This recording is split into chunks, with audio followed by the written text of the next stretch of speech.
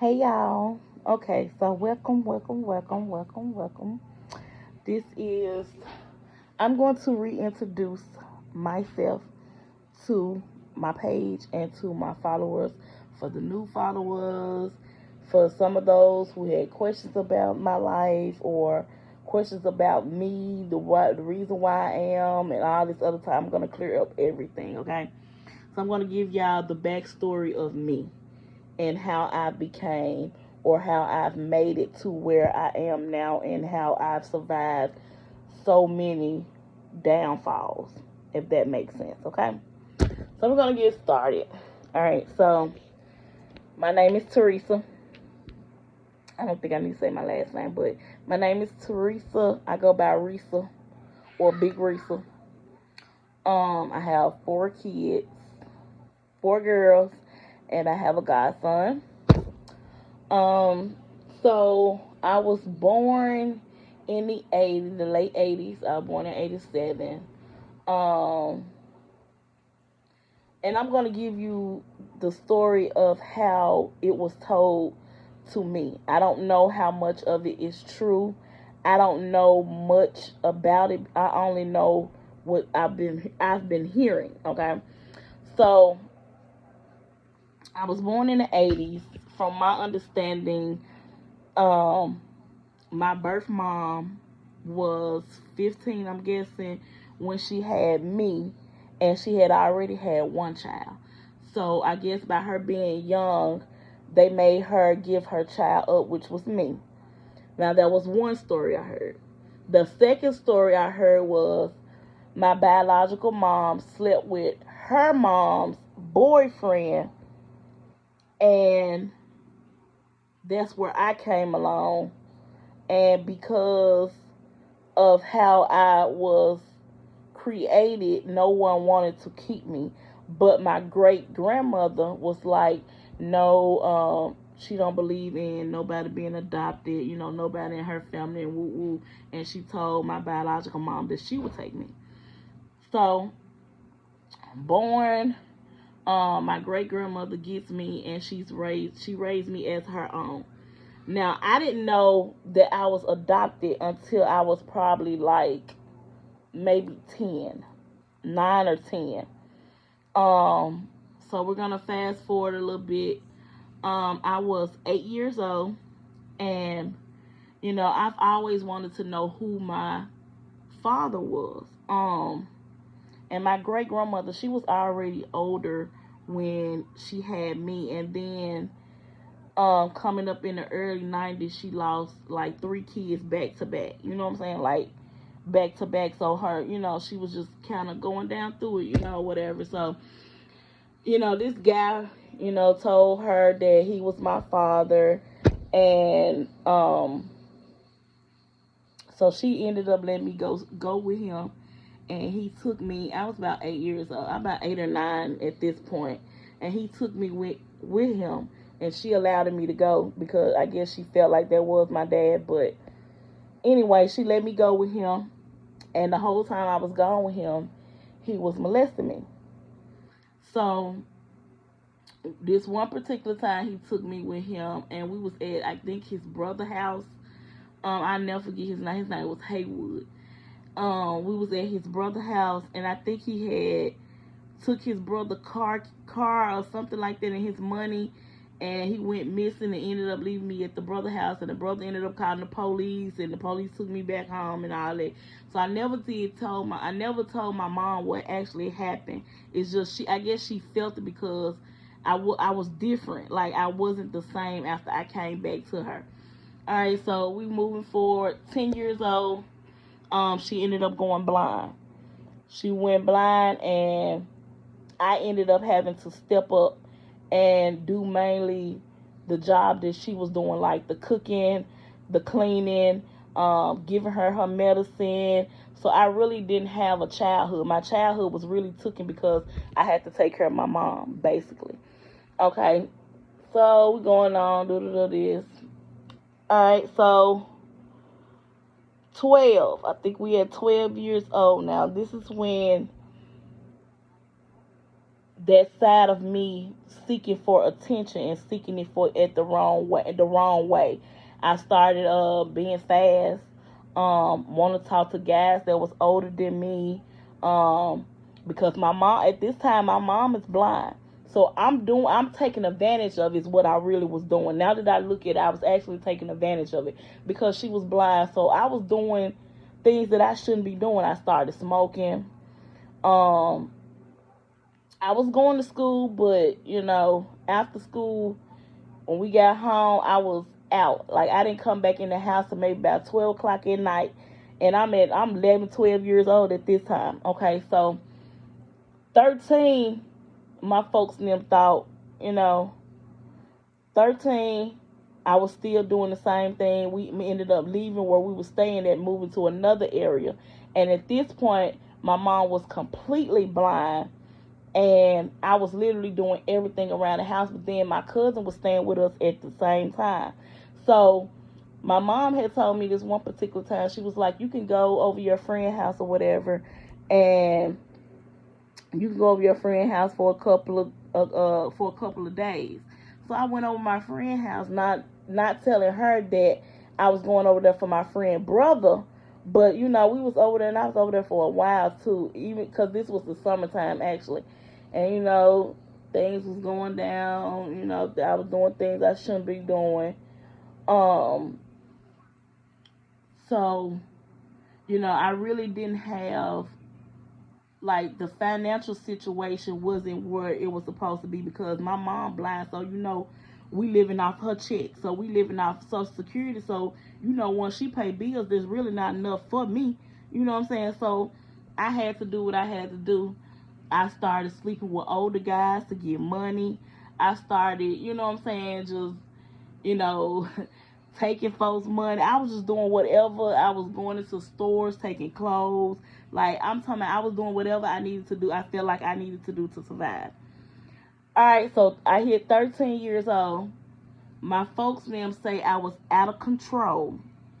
So they felt like, um, no, at 12, I think it was at 10, 11, 12, that's when I found out that I was adopted, that my biological mom was not my mom. She was my great grandmother. That's when I found out that, so I didn't care no more. And I was about 11 or 12 at that time. So when I hit about 14, they felt like I was too out of control and they wanted me to go get a bond with my biological mom. So they sent me up there where she was staying. Now my great grandmother who raised me, she was like, no, that if I go, she going. You know what I'm saying? Like, she wouldn't go nowhere without me. Like, it was, you gotta accept, if you taking her somewhere, you gonna take me too. You accept her, I'm coming with her. Like, she came as a package deal, basically. Okay, so I ended up moving up there with my biological mom. We stayed with her, and they wanted me to get a bond with her, so I wanted that too. You know what I'm saying? So I tried to reach out. I went down one day and had a talk with her. She was downstairs because the type of house she had, she stayed in the basement part. I don't know if anybody stayed in Kansas City, Missouri, but that's how their houses are made. Like, they got an upstairs, and then downstairs had like a whole nother house. But anyway, so I went down there to get us to try to talk to her, and whoop de woo. She looked me in my face, and she looked me in my eyes, in my face, and she told me, she said she don't look at me as her child because she didn't raise me. She looked at me as her cousin, and she could never look at me as her child. That was it. When she told me that, I didn't care about anything no more. And I say maybe a month after that, me, my mom, and my uncle ended up moving into our own spot. Okay, so we ended up moving into our own spot up there in Kansas City. Bam. Um, my biological mother, which is my biological grandmother, she used to cook food and bring it over to my great grandmother and my uncle, but then never bring me no food. Like, it's like she disliked me my whole life. She never liked me, and I never could figure out why she hated me so much. She hated me so much to a passion that it didn't make any sense to me, and I could never figure out why she hated me so much. Like, literally, like, I've never met nobody that disliked somebody the way she disliked me. Like, that lady, and God rest her soul, but that lady disliked me, and it hurts because, you know what I'm saying, like, I would just have preferred them to even send me to another family. Like, I still look at this family as if I'm not a part of this family. Like, I don't feel that family vibe with this family. Like, I don't feel like a family within them. Um, I could never understand why she hated me so much, and I used to always wanted to have that grandmother bond and have a mother bond, but I never could because they never liked me, and I could never understand why. And then when you look at my biological mother and you look at me, everybody will tell y'all that we look just alike. Like, how do you give? This was used to always. This was used to always run in my head. Like, how do you give someone away that looks just like you? Like, I could never understand it. Like, never understand it. But it is what it is. Okay, so she would bring them food and don't bring me no food. So my great grandmother was mad about this situation. So she gave me her food stamp card to make sure I took care of myself, made sure I ate. So okay, I go over to a friend house for the weekend or whatever, and while I'm at this friend house for the weekend, you know, we swiping the card. I'm not thinking, you know what I'm saying, I'm over swiping it. Okay, I took advantage of it a little bit. So she sent my biological mom to come find me. Like, I done ran away from home, but I hadn't, because my great grandmama told me I could go. So she sent my biological mom to come find me. She come find me, baby, threw me in the car. I'm talking about, like, drug me up at the lady house and everything, threw me in the car and all this. And I say about a week after that, they moved me back down to Memphis because my biological grandmother said that they couldn't maintain me. So they brought us back down to Memphis, and we ended up moving in with my auntie. We moved in with my auntie, and I say not even a few months within living with my auntie, my great grandmother got even sicker, and she went into the hospital and never came out. Never came out. When she went into the hospital from my auntie house, I don't know what happened, but she never came out. And I was 15 at the time. I was 15 at the time. She went into the hospital. My auntie had me, but it was not peaches and cream living there. You know what I'm saying? And I it hurt me because she was in the hospital, and I never wanted to go up there to the hospital. Like, I never wanted to sit at the hospital with her. And the only reason that I can look at it and say the reason why I didn't want to be up there at the hospital with her is because I felt like it was time for me to live my teenager years, because my childhood was gone because I had to take care of her. You know, now that I know she at the hospitals and she being taken care of, okay, I'm finna go live for me. Okay, so I used to do things, you know, things were going on. You know, I was doing some crazy things, you know, to get by. Um, so my auntie and her, at this time, my aunt and her girlfriend was separating. Um, they ended up breaking up, and my auntie was moving. Do y'all know she had me and my cousin staying in this abandoned house with no furniture while she moved to where she moved to, and told us we couldn't come. Told us we couldn't come at first. And when I guess she seen that I had nowhere to go, you know, that's when she finally decided to let me come over to where she was staying at. You know, it's always was, even though she took me in, you know what I'm saying, I never, it was never oh, I gotta get like a 3 bedroom, so to make sure she had her own room and she had her own, like, it was always, I had to share room with my little cousin, and it was always my little cousin room, but it was never my room, so I was sharing room with her. Like, it was just weird to me. Like, I never felt like I was really loved there. You know what I'm saying? I just felt like it was really something she did because she had no choice but to do it. And then fast forward, I turned 16 years old, and that's when my mom passed. Once she passed, it just really, it really put me in a dark space. For one, I felt like, I never really went up there and spent any time with her since she was in the hospital. I felt like, what I'm saying, I was out here doing things that I shouldn't be doing while she in there dying so slowly. You know what I'm saying? But I can't look at it like that. But that's how I looked at it back then. I looked at it as if, I'm out here living this best life, or out here doing what I want to do with my mom in the hospital dying. Okay, so 16, she passes away.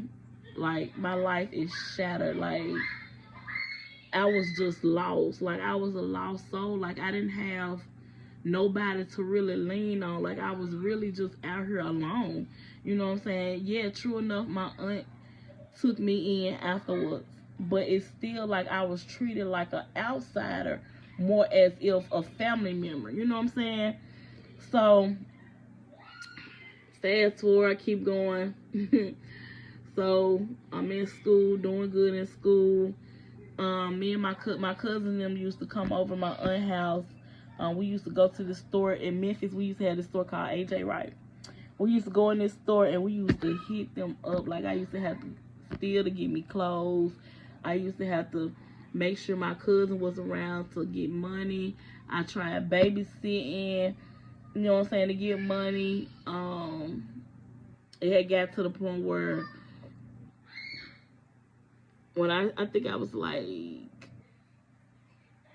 I had turned like 17 and I had to sell to get money. Like, it was hard. So I finally graduated high school. Okay, first, let me tell you about this part before I tell you about the graduation. Okay, so my aunt had a party at her house. I think it was like an April birthday party or something like that. And she had a party for everybody whose birthday was in April or something like that. And all the family members came out of town and came over. And my my biological grandmother, at this time I had Marjayla. This was in 2008. I had Marjayla, and she was a baby.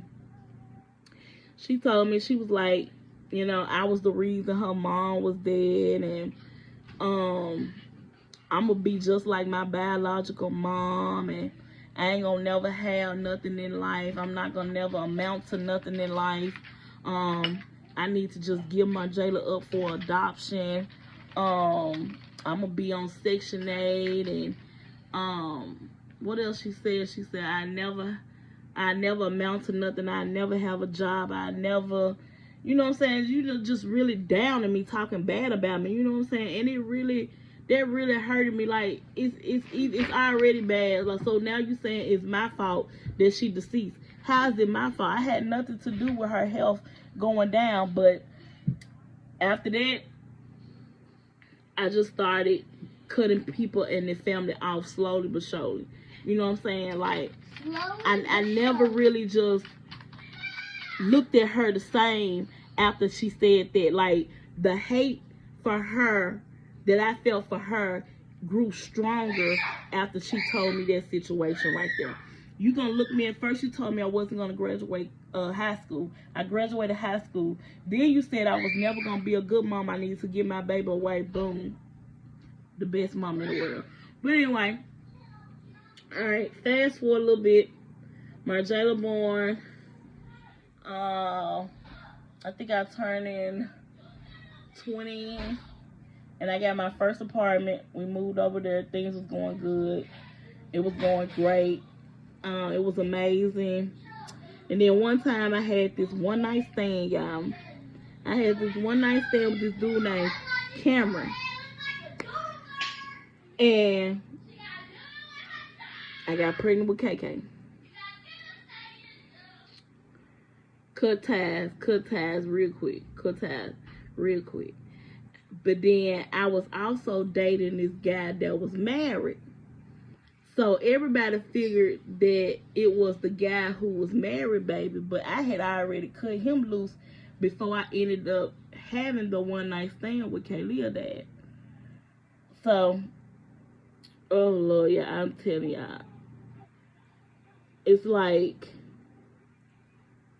it's just, I don't know. I don't know if this is my karma for going through so much. I don't know. Alright, so boom. This is not even the whole everything about my life. This is just like bits and pieces, because I'm not even telling y'all about the part where I was pregnant with my jailer and I got an apartment with her dad, and I found out the day I found out I was pregnant with her, I found out he was married at the same time. Like, it was so crazy. Like, it's just like people been playing up under me and lying to me all my life. Like, my life has just been a whole big lie. So I just look at my life like, what am I here for? Like, I literally don't know what is my purpose on this earth. Like, I still don't know. And I'm in my 30s and I still don't know what's the purpose. You know what I'm saying? I don't understand. Like, everybody know their purpose. Everybody know, you know, the things they done been through. You know, they know how to escape and how to maintain and do all that. But I don't. So I fast forward 2012. I meet Chanel and Destiny Dad. Things started off real good. It started off real good. I think things went downhill with me and him in 2014. In 2014, after I had Destiny, things started getting shaky and things started coming to the light about him cheating, and you know, but I didn't really let go, because he was showing me that love that I was looking for within family members, or within looking for that fatherhood. So that's why I said I never want to take my kids away from their dad, because I know they're going to look for that fatherly love. And you know what I'm saying? I don't want them to be out here in the world looking for it and they find it in the wrong place. You still understand what I'm saying? Like I did. Like, I've been looking for love and looking for it, looking and searching for so much love, and just looking for somebody to really understand me and understand that, you know what I'm saying, like, my life just been really shattered since I was born. Like, first of all, I came into this world unwanted. You know what I'm saying? Nobody really wanted me. True enough, my great grandmother raised me. You know what I'm saying? But I feel like she did that because she didn't want me going to another family. You know what I'm saying? And I don't know, but it's just how I feel. I felt unwanted all my life, and I still feel like that to this day. And I feel like truly deep down in my soul, the only ones that really, really love me, and I know who love is real, and I know that's not playing up under me and not playing a role, is my kids. You know what I'm saying? I know that they love is real, because I've had so many people in my life that I thought love was real, and one miss up, tell them no one time, something ain't right. You know what I'm saying? Like my auntie played a role. You know what I'm saying? It's just I don't understand certain people sometimes. You know, you play a role and you just hurt people for no reason. Like hurt people, but I don't understand, how can you hurt a child if, you know what I'm saying? I just don't understand it. Like, I just feel like I was meant to be given away. I felt like they should have gave me away to another family. Maybe my life would be so much different than what it is. I wouldn't have struggled. The first time I started struggling is when me and my kids moved from the apartments that we were staying in. We left the apartments and we moved to Arkansas.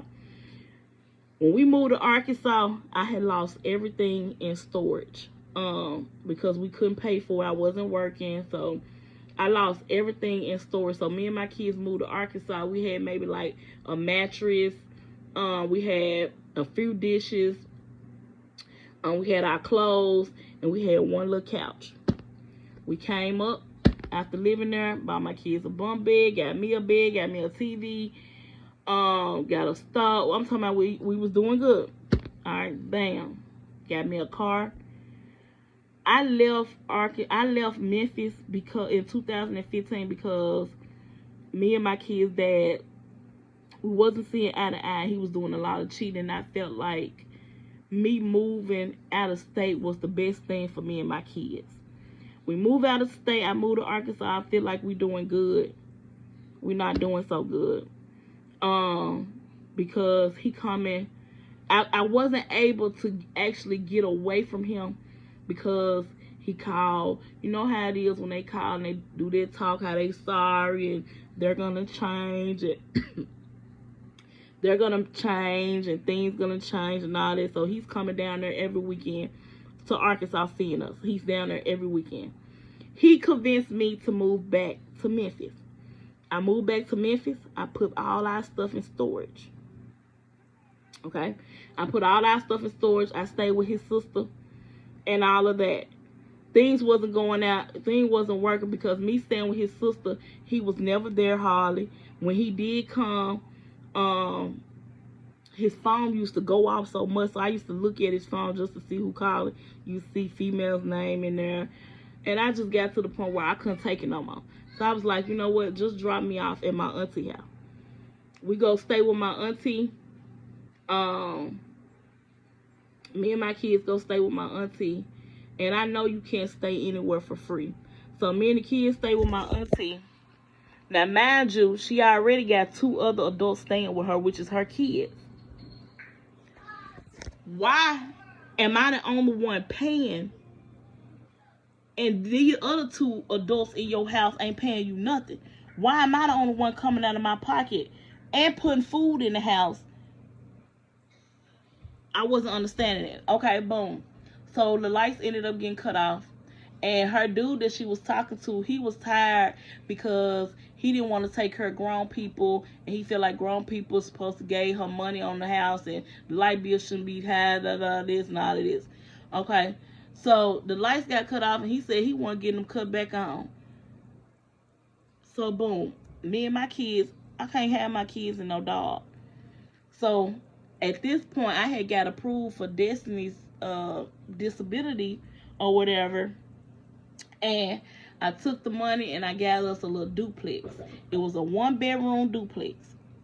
It was a 1-bedroom duplex. We didn't have no bed, no none of that. I moved over there with a blow-up mattress and we had a TV.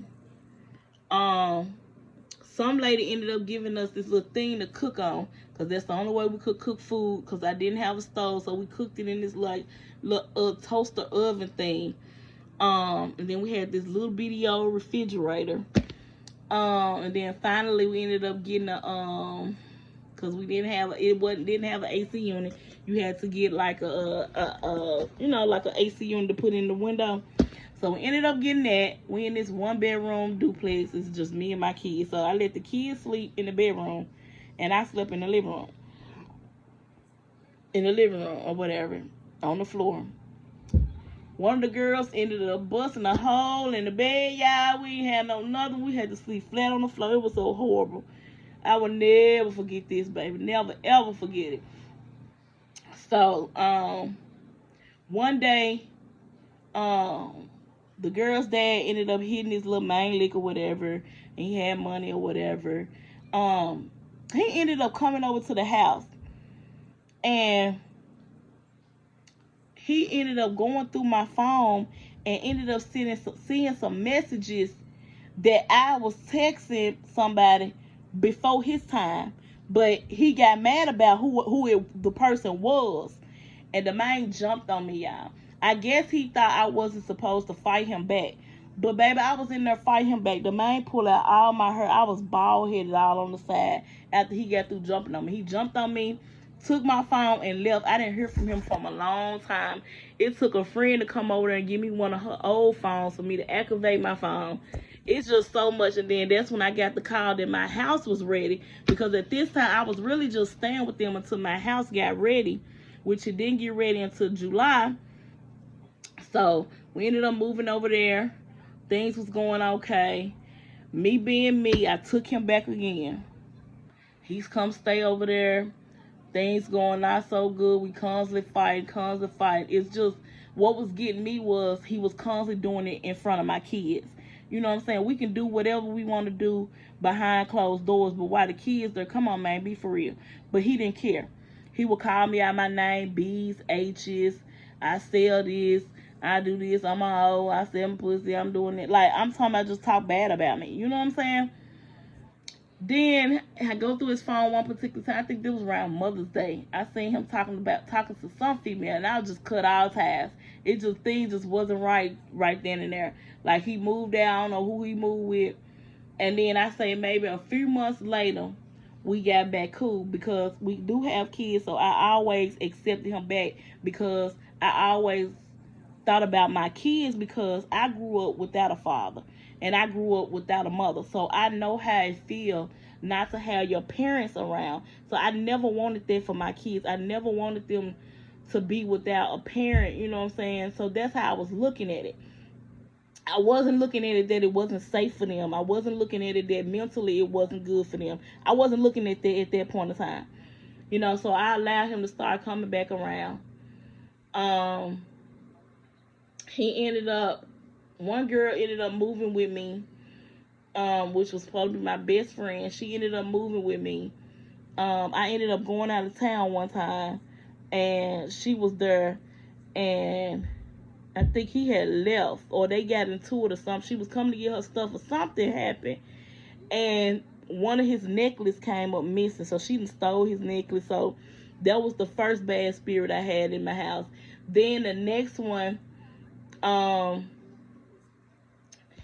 we got into yeah, that's when, and then 2019, no, 2018, I was working at Mapco. I had started back talking to Kaylee's dad, but I was only talking to him on the phone. We was never talking to, you know what I'm saying, never sexually, nothing like that. It was just only talking on the phone.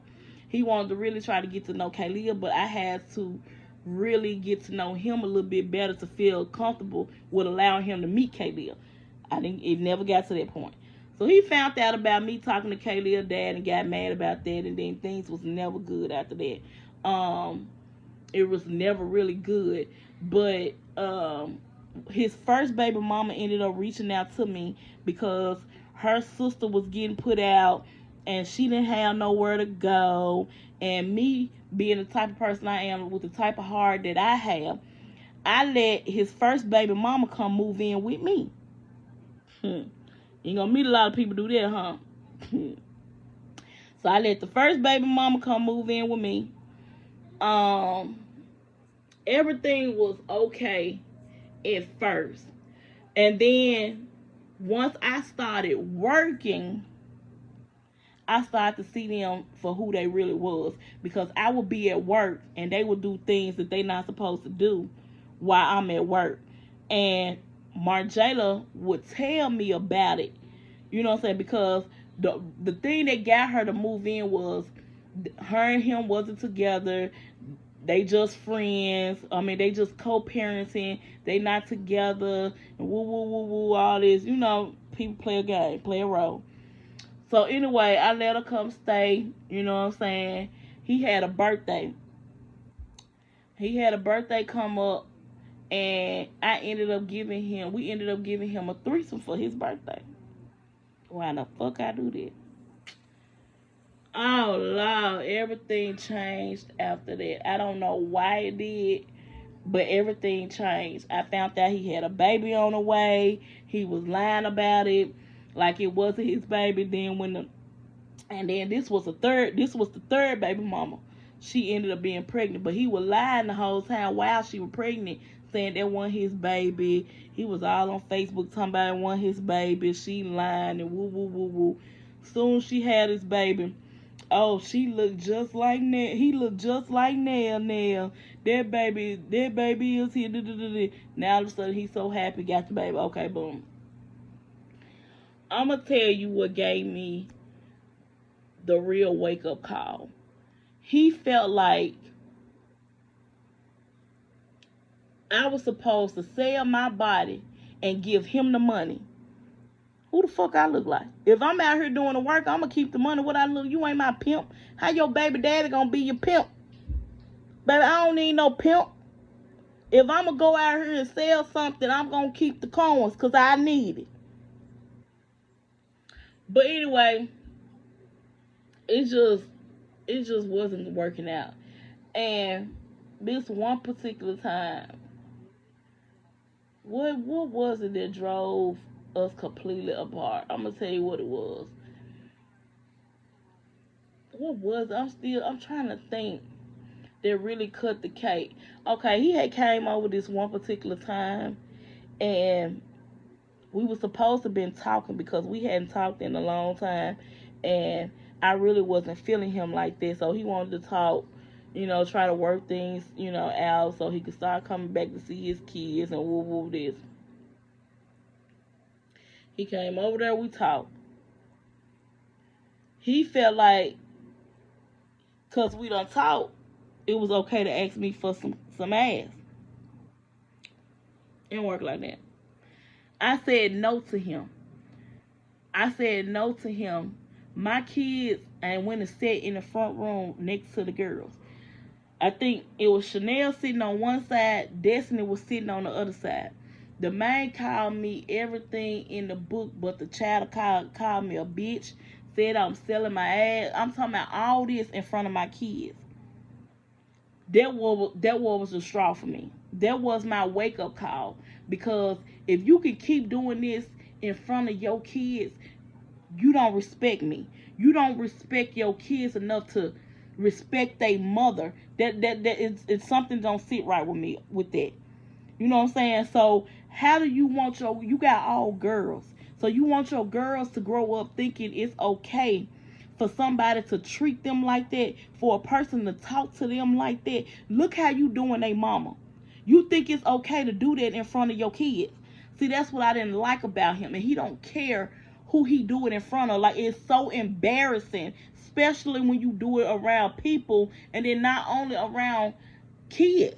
When he used to jump on me, my Jada used to be right there ready.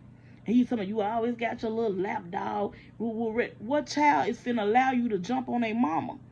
She ain't with that. She ain't with that at all. That jumping on none of that. She ain't with all that type of stuff. So yeah, she ready to get with that action. You talking about you trying to jump on her mama, of course. And y'all get mad because when I'm at work, she seeing what's going on and she tell me when I get home, and y'all mad because she's telling me that's her mama house. Of course she gonna tell her mama what's going on. I would look at her different if she wouldn't tell me what was going on. So it's just a crazy thing. This is what I get out of my life story. You know what I'm saying? I've had this dark cloud over my life all my life. Um, from being unwanted from my biological mom to my biological grandmother, not even knowing who my biological father is. So I can't even say that I was unwanted from him because I don't know who he is. True enough, my biological mom told me it was this one particular guy, and when I went to him, he told me he couldn't be my father because he was too young and all this other type of stuff. It's just too much was going on. So the reason I'm so protective of my kids is because I treat them how I wanted to be treated. I treat them how I wanted to live my life. You know what I'm saying? Even though I can't do for them financially how I really, really, truly want to, because I'm not financially able like that. If I had that, then I would. And then You know, when you with somebody so long and they tell you, they talk bad about you, talk down to you, and you know what I'm saying, it just, and every time they talking about you like this, and they talking negativity about you, and they just talking bad, calling you bees, and telling you ain't worthy, telling you, you know what I'm saying, like this is something you deserve. You know, nobody really wanted you. Your own mama didn't want you. You know what I'm saying? Just constantly telling you that, constantly telling you that, and then you get it into your head and you be like, you know what I'm saying, like I'm really not wanted. You know what I'm saying? So I just look back in my life and I look like, now I really had a rough life. Like I did some things, and I'm proud that I overcome some of the things. I didn't catch nothing while I was out doing what I was doing. Like I didn't get charges, locked up, or nothing like that for the things that I was doing. Like, I thank God for those things, but I also wonder, you know what I'm saying, like if I would have been adopted by somebody else, if I would have lived a better life, if, you know, God would have put me in a better position, if my life would be better than what it really is. Maybe I have a better career.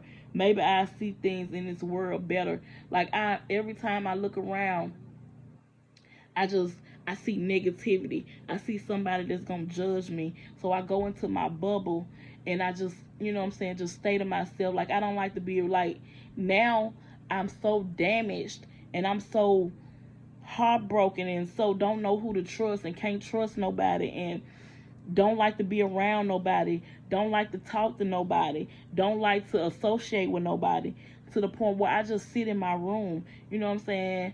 I don't go nowhere, I don't talk to nobody, I don't answer the phone for people hardly. Like I literally just stay to myself, and I just keep looking like I'm overthinking, and I'm overthinking a lot of stuff, and sometimes I don't take heed to what I do have.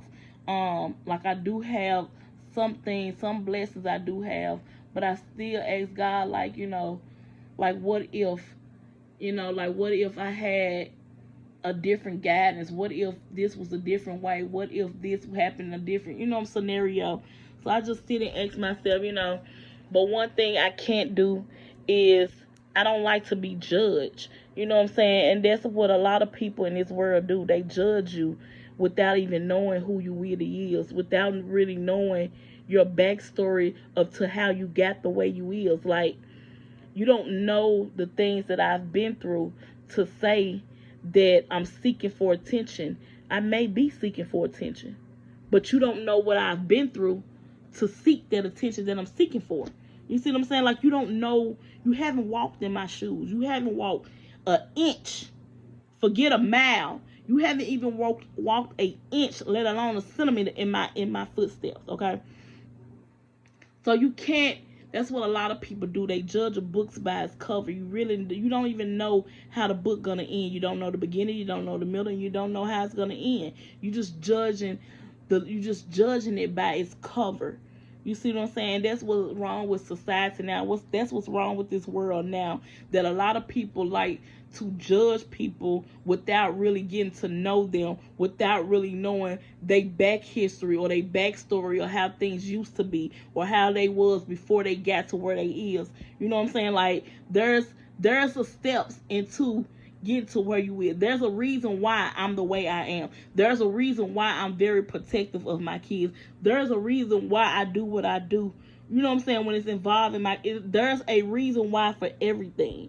You know what I'm saying? Like I literally don't trust too many people because I've been judged all my life.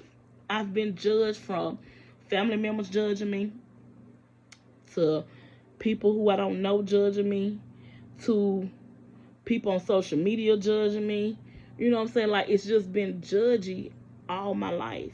You know what I'm saying? How do you judge a book without even reading the story? Without even knowing the backstory of the book. You know what I'm saying? Like you can't judge a book without even knowing it. Like you gotta take time to get to know this person. Ask questions. You know what I'm saying? Maybe it may be too deep for them to answer that type of question. You know, you just have to really seek for that attention. Seek what you really looking for. So I'm gonna leave y'all with this. Okay. I'm a whole mess.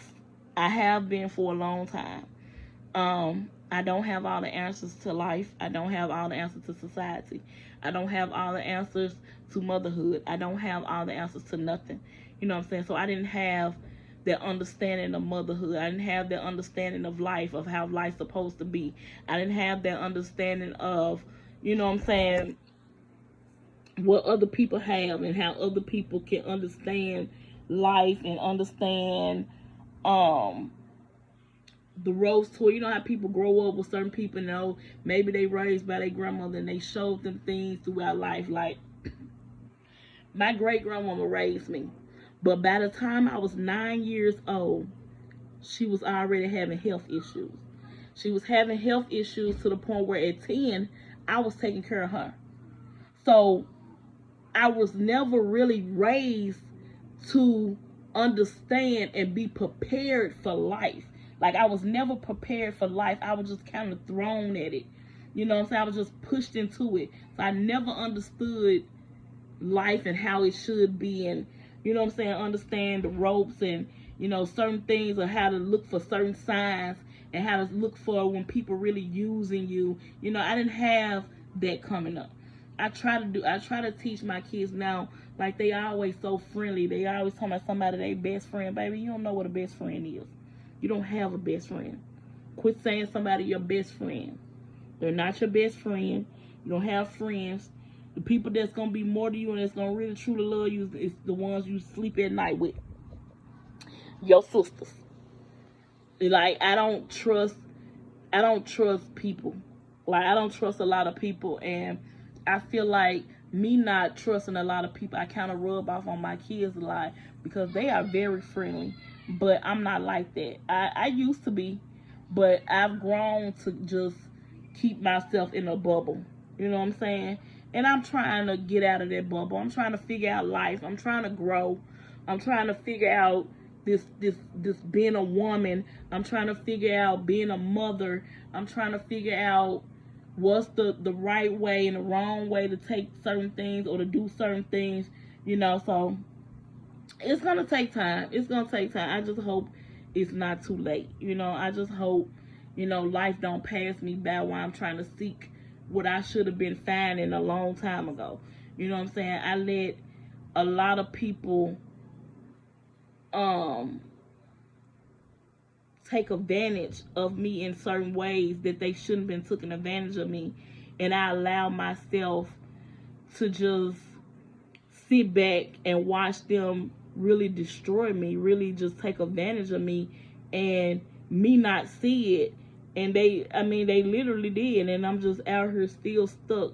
You know what I'm saying? How it's just crazy. Like I just look at it like now I don't have. I told my auntie no one time. Now they don't talk to me no more.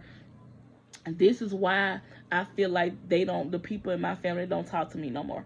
Okay, so y'all know my biological great grandmother. My biological grandmother was killed in 2021. 2022. In 2021. And she was killed in 2021. And despite how she treated me and how she hated me so bad, I still ended up going to her funeral. And I still ended up crying, which it hurted me because I wanted to talk to her. I wanted to talk to her and to get I really wanted to know why she hated me so much, but I never could, you know what I'm saying, really talk to her or ask her. So she passed, and a couple months later, I ended up writing a message on my Shantae's Monet page, and I had wrote a message like I was saying to myself, I was saying in the message, like, you know what I'm saying, I done been through so much with this particular person, and she disliked me so much, but I still ended up showing up. You know what I'm saying? Like, even though I know she hated me so much. Oh, they got mad because I wrote how I felt. You know what I'm saying? They wanted me to get on there and say, oh, she was this lovely person. She was this sweet person. She loved you and all this type of stuff. I can't say that because I didn't experience her like that. The way I experienced her is hatred. She disliked me my whole life. Like, and I couldn't understand why. Stop. She disliked me my whole life, and I never understood why. So after I wrote that passage and I got into it with a couple of my family members about the passage, they wanted me to take it down, and I kept telling them no, I wasn't taking it down, because that's how I feel, and you can't get mad about how I'm feeling. I'm expressing how I'm feeling. So after that, we just cut ties. I just stopped talking to everybody. Like, literally, I don't talk to nobody no more. If I talk to any of my family members, it's over social media, and we say hey, or I write on their post, and that be it. I don't talk to nobody else. I may go to Pookie house every blue moon, and then my favorite cousin Kiki. Them the only two that I really talk to. Other than that, I don't talk to nobody else. So literally, me and my kids have nobody here. Me and my kids, them literally have nobody here. So I'm gonna get off here. I'm done with the story, only because they're coming in here now. So y'all can ask me questions. I'm gonna get on live, and y'all can ask me some questions, and I feel free to answer them. But this is a little bitty history on who I am and the things that I've been through. So what I want y'all to do is don't judge me, understand me. Okay? I want y'all to get to listen to this message, or listen to what I have to say, and kind of understand who I am. And don't judge me. You know what I'm saying? Don't judge nobody. You know, don't judge anybody, not just me. You know, it's somebody whose story is worse than my story. You know what I'm saying? So don't judge. You know, just try to get to know them before you judge them. And I thank y'all for taking this time out to listen to my story. I'm going to go live in about an hour, and I'll be willing to do a Q&A. So I'll talk to y'all later. Love y'all. Bye.